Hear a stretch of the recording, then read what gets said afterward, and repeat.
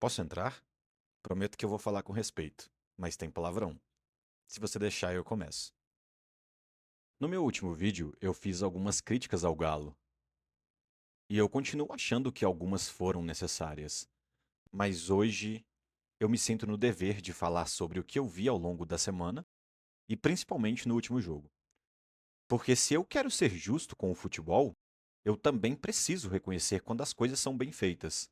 Mas antes de falar da minha família, eu preciso falar da visita que nós recebemos em casa.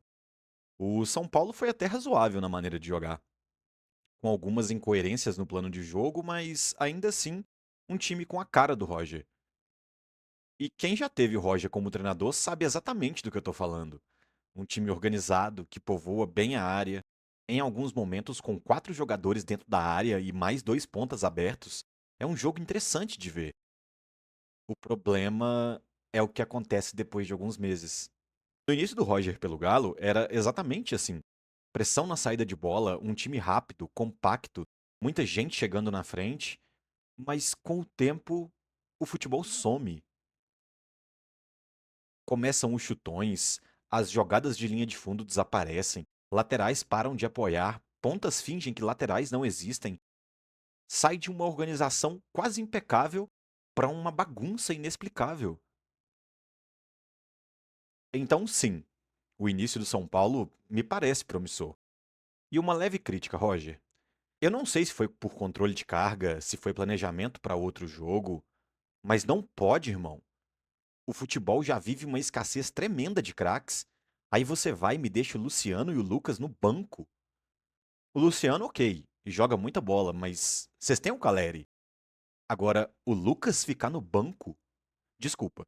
Se for por fatores que me faltam informação, eu entendo. Mas caso contrário, cuidado. Porque talvez seja aqui que comece aquele futuro que a gente já conhece e que sempre volta para te assombrar. Então, sim, o início no São Paulo parece promissor, mas já passou da hora de deixar de ser promissor para ser vencedor, né, Roger? E Lucas, que infelicidade, hein, mano? Putz, eu queria muito te ver jogar. Te ver jogar mal, obviamente. Mas infelizmente não aconteceu. Eu acho que você fraturou as costelas, né, irmão? Sinto muito, de verdade. Te desejo uma boa recuperação e que você volte logo, porque o futebol precisa demais de jogador como você. Jogador que tem alegria, classe, personalidade, saca? Então, tamo junto, viu, cabeção? Agora, o papo família. Eu odeio me expressar errado, então eu preciso começar corrigindo uma coisa. No último vídeo eu falei, Alonso, máximo respeito. E logo depois eu comecei a falar do Franco, sem dizer o mesmo. Mas isso não foi porque ele não merece respeito. Muito pelo contrário. Eu só não respeito quem não honra a camisa. E você, Franco, dentro das suas limitações, nunca deixou de honrar. Então aqui fica o registro. Máximo respeito também. Pra você e pra todos que respeitam o Galo. No geral, eu gostei da atuação do time, mas eu vou falar de alguns destaques. Preciado, meu filho? Que partida, hein? Impecável na marcação. Uma raça absurda, irmão. Teve uma hora que eu nem sabia se era você ou era o Saravia. Aí veio aquele domínio de costas. Eu falei, não, não é o Saravia, não. Jogou muito, mano. Continua assim. Roman, 19 anos. Cara cheia de espinha e jogando como se tivesse 19 de profissão. Parabéns pelo jogo e pelo gol, moleque. E quanto à torcida, aqui eu fico até meio sem graça de falar. Porque, nu, aqueles 36 mil que estavam ali, foram eles que me fizeram ser atleticano. Eu fico sem graça porque tem gente que não sabe lidar com elogio.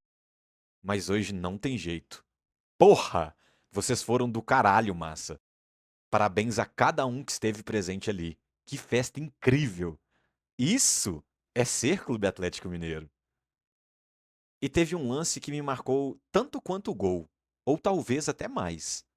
No começo do ano, eu falei pro meu irmão: "Você vai ver, o Hulk não vai ficar com a abraçadeira. Quando o Lianco voltar, ele vai passar pra ele."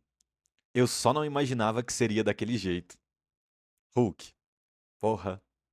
Parabéns, irmão. Aquilo foi do caralho. O Lianco estava ali, posturado, cara de mal, pronto pra entrar. E quando você fez aquilo, eu vi um sorriso no rosto, mas não foi qualquer sorriso. Foi aquele sorriso que a gente tenta segurar, sabe? Tipo, não, vou entrar sério, focado, mas não consegue. E ali, eu não vi só um jogador, eu vi uma pessoa. E aquilo foi contagiante. Eu levantei do sofá como se tivesse sido um gol, porque ali não era só futebol, era grupo, era união, era verdade. E agora, um papo mais sério, com as pessoas que dirigem o clube. Primeiramente, parabéns pela ideia e execução. Trazer a massa de volta não é só necessário, é fundamental. Então, obrigado por isso. Agora, Brax, eu não concordo com tudo que você disse na coletiva, mas tem uma coisa que precisa ser dita. Você falou da dor. E eu sei que doeu em você. Ainda mais sendo diretor e torcedor. Mas não confunda as coisas. Nunca vai doer igual. Nunca. Depois de 2024, o torcedor ele não ficou chateado. Ele se magoou de verdade. Tem gente que evita falar sobre aquilo até hoje. E diferente de vocês, o torcedor não teve terapia. Não teve espaço para desabafar. O luto acabou na segunda-feira, com boleto para pagar, trabalho para ir, vida para seguir. Então não dá para comparar. A dor existe dos dois lados, sim, mas ela não pesa igual. E sobre esperar até a janela do meio do ano, vocês estão brincando com coisa séria. São 18 jogos, metade do campeonato.